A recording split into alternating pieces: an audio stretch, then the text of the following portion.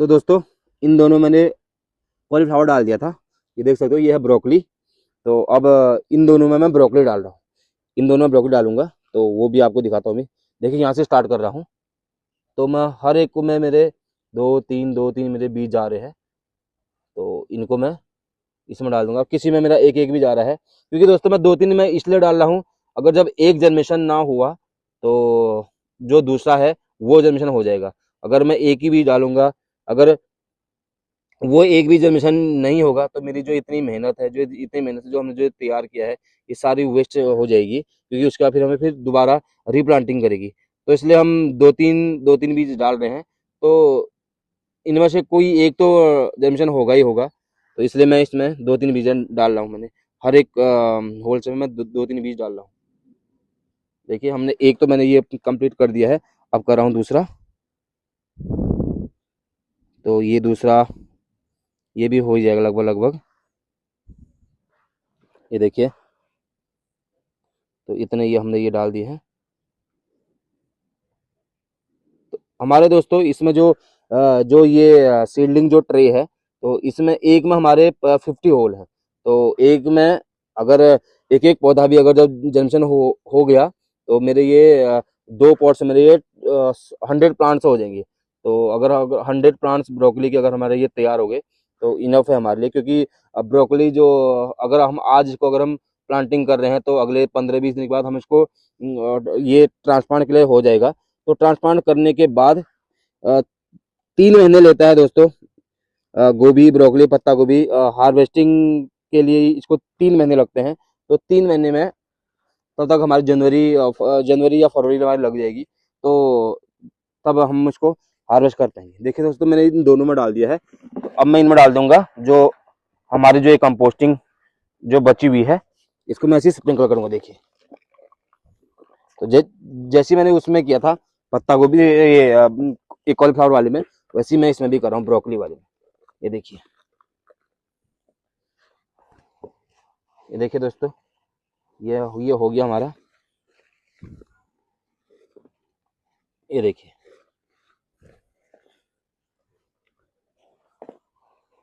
ये है दोस्तों। इन चारों में तो मैंने डाल दिया है, दो में कॉलीफ्लावर और दो में ब्रोकली डाल दिया है। अब डालूंगा कैबेज। तो दोस्तों कॉलीफ्लावर डाल दिया, ब्रोकली डाल दिया, अब डाल रहा हूँ कैबेज यानी कि पत्ता गोभी। तो पत्ता गोभी भी सेम प्रोसेस वही है मेरा डालने का, जैसे मैंने और में डाले थे, तो वैसे ही मैं इसमें भी डाल रहा हूँ। तो दोस्तों पत्ता गोभी भी जर्मिनेशन के लिए कम से कम 90 दिन लगते हैं। तो अगर हम इसको ट्रांसप्लांट करने से लेकर हार्वेस्टिंग तक का जो टाइम लेता है, 90 डेज लेता है ये भी। तो 90 दिन के बाद ही हम इसको भी हार्वेस्ट कर पाएंगे। उससे पहले ना हमारी ब्रोकली होगी, ना कॉलीफ्लावर होगा, और ना कैबेज होगा। हमारे जो भी ये जो भी ब्रासिका फैमिली जो भी है, ये 90 दिनों के बाद ही हार्वेस्टिंग के लिए होगा दोस्तों। अगर हम आज से अगर हम लेके चलें 90 दिन, तो हमारे ये जाएंगे जनवरी या फरवरी में। तो ये देख सकते हो आप, एक में मैंने कंप्लीट कर दिया है। अब कर रहा हूँ दूसरे में।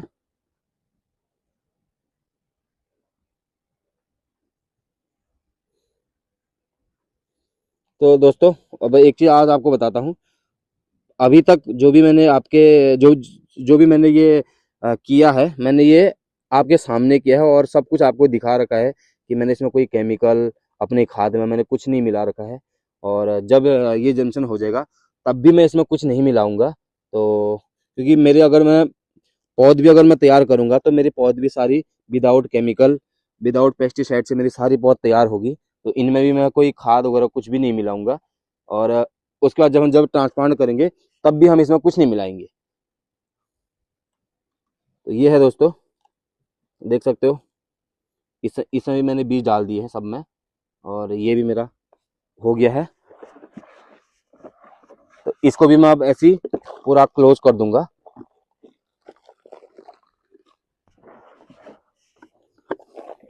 ये देखिए,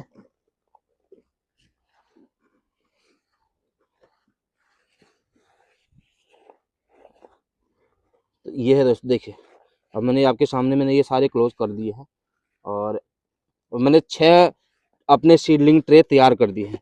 ये 2 कॉलीफ्लावर के, 2 कैबेज के, और 2 ब्रोकली के, तो ये मैंने 6 तैयार कर दी हैं। अब मैं डालूंगा अपने लेटस वाले सीड्स, जो हमारे जो सैलेड्स हैं, लेटस हो गया, उनको डालूंगा। तो दोस्तों अब मैं डाल रहा हूँ लेटस, ये हमारा ग्रीन वाला। तो इसको मैं सिर्फ एक ही क्रेट में डालूंगा दोस्तों, क्योंकि ये सैलेड्स है, तो मैंने 2 में मैंने गोभी गोभी सब डाल दी थी, इसको मैं सिर्फ एक में डालूंगा। देख सकते हो यहाँ से डाल रहा हूँ। तो ये है लेटस, में सिर्फ एक ही में डालूंगा अपने, क्योंकि ये हमारा जो सैलेड्स है तो और ये बहुत कम यूज होता है, और इसके इसलिए मैं इसको ज़्यादा नहीं डालूंगा। जितने भी मेरे पास लेटेस्ट वैरायटी है सैलेड्स के जो भी हैं, उन सबको मैं एक एक ट्रे में डालूंगा, क्योंकि ये कम कंज्यूम होता है, तो इसको इसलिए इसको मैं एक एक ही क्रेम डालूंगा। गोभी, ब्रोकली, कैबेज, ये हमारा ये ज़्यादा कंज्यूम होता है दोस्तों, इसलिए मैं इसको 2-2 क्रेट्स में डाल रहा हूँ।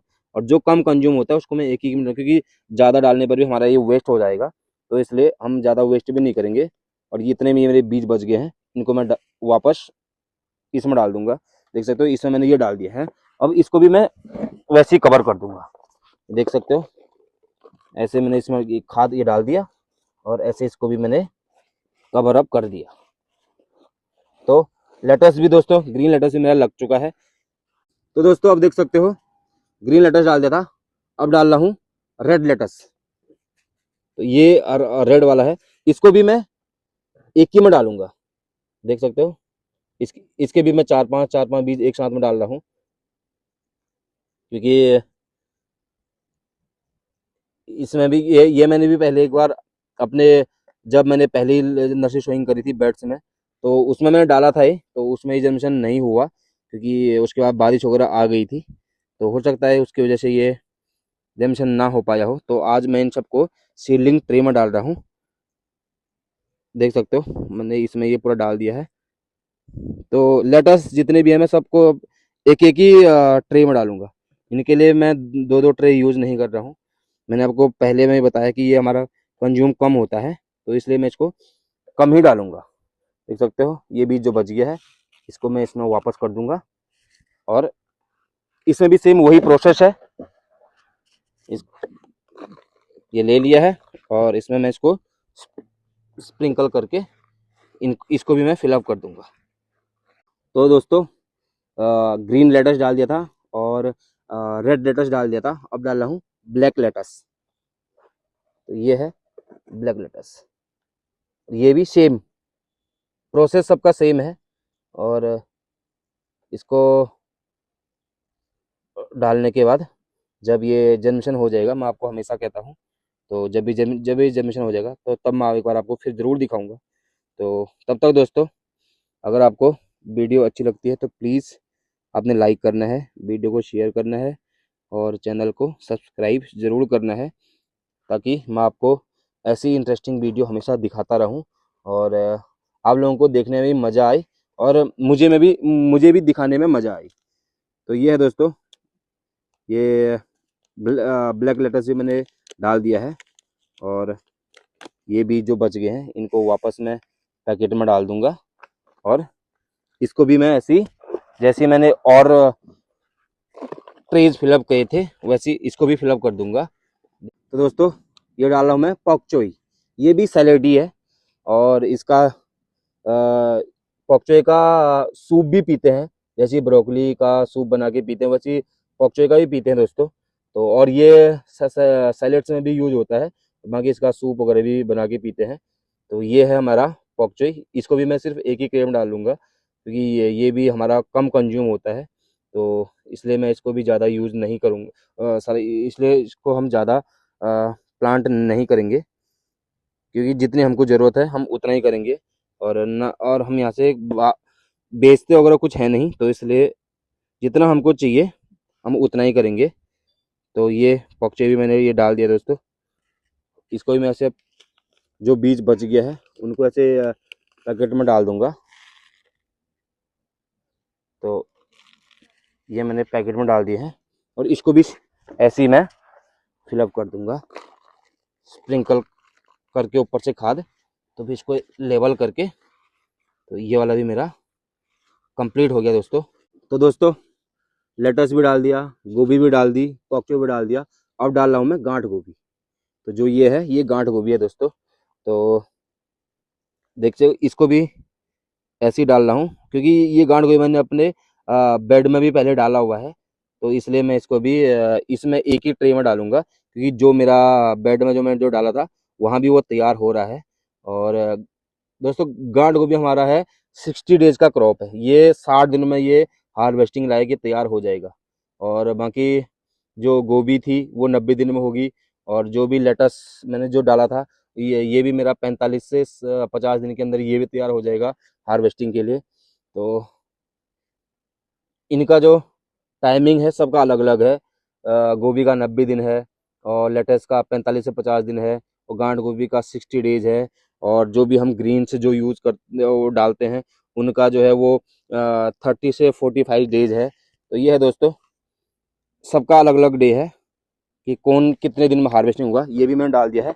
अब इसमें भी अब मैं जो कंपोस्टिंग हमारी जो बची हुई है इसको मैं इसमें ऐसे डाल दूंगा। अब मेरे जो कंपोस्ट जो मैंने बनाया था कोकोपीट वर्मी कंपोस्ट मिक्सअप करके जो मिश्रण जो बनाया था वो भी खत्म हो गया है। और मेरे इतने जो सीडलिंग ट्रेस थे ये भी कंप्लीट हो चुके हैं दोस्तों। और अब मुझे कुछ सीड्स और लगाने हैं, तो उनके लिए मैं अब बाद में दोबारा कंपोस्टिंग बनाऊंगा। तो बाद में वो करूंगा। अब देख सकते हैं एक बारी जितने भी मैंने ये लगाए थे सब में मैंने बीज डाल दिया है और सब मैंने तैयार कर दिया है। तो ये है दोस्तों। अगर आपको मेरी वीडियो अच्छी लगती है तो प्लीज़ आप लाइक करें, कमेंट्स करें, वीडियो शेयर करें, चैनल को सब्सक्राइब जरूर करें। और ऐसी इंटरेस्टिंग वीडियो देखने के लिए आप मेरे पेज को फॉलो जरूर करें। बाकी आपको मैं फिर मिलूंगा नेक्स्ट वीडियो पे। तब तक के लिए बाय बाय दोस्तों।